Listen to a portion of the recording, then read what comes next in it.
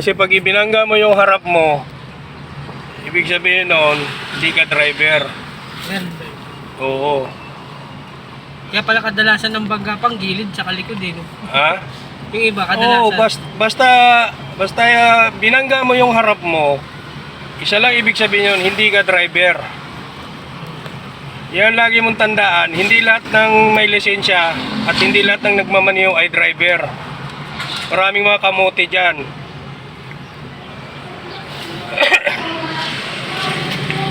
Meron ka mga ganyan, halimbawa, mayroon kang ganyan, makabangga ka man sa sa gilid-gilid lang kasi nga dito sa atin, masasakyan dito side to side. So may mga bangga-bangga ka sa front sa gilid.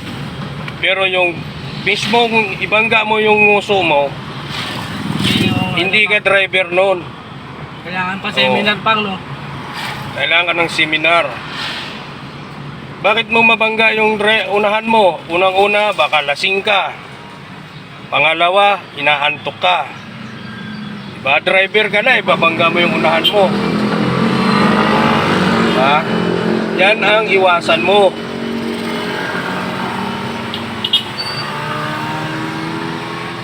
Bakit ka bumabangga sa harapan mo? Dahil minsan yung sobra kang bilis. Hindi naman kaya yung preno mo.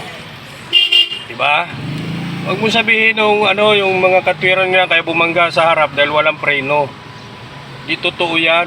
Bago mo gagamitin ng sasakyan, Check. diba? 10 kilometro ng tinatakbo mo, imposibleng hindi mo malaman kung wala kang preno. Mga dahilan na lang yun. Yan kasi ang mabilis na dahilan na wala ng preno.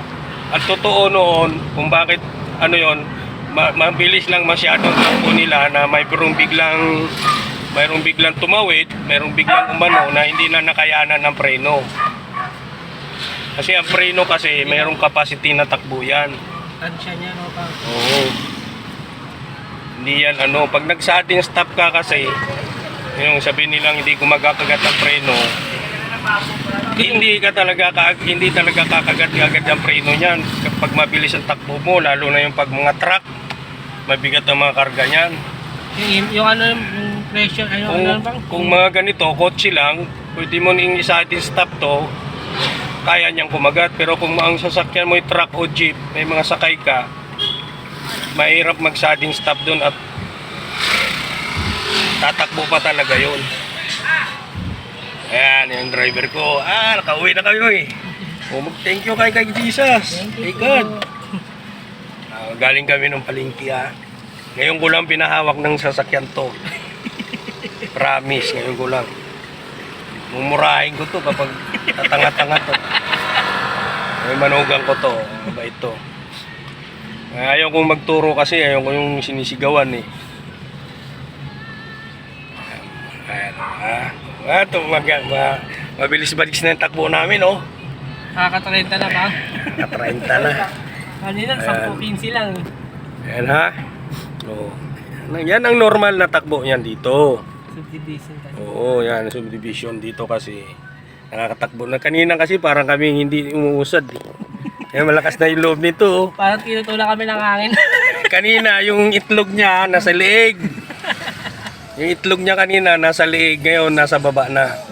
Kasi nakahawak na siya ng sasakyan eh. Oo.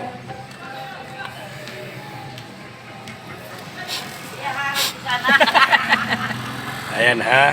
Oh, ito na kami. Ito na kami sa amin. Oh ha, oh. So, susunod niya, maghanap ka na ng paradahan mo yan dyan. Para dito na to. Wah, may plan! Maluwag na pa, wala na tricycle eh. Wah, may tao! Tao lang eh. Ayan, minsan yung driver kailangan mo gulatin para matuto.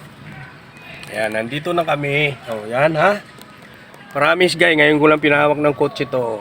Pero nakauwi kami. Kauwi kayo na maayos. Thank you Lord. At hindi ko na mura. Hindi ko na batukan. Hindi. Marunong naman talaga siya, kaya lang hindi pa bihasa. Ang ilang hawak mo pa lang ito sa sasakyan ban? 4 pa. Hindi pa talaga, pero Sinubukan ko siya kanina sa labas. Mamaya subukan ko to sa expressway. Patakbuhin ko to ng 160. Bye guys!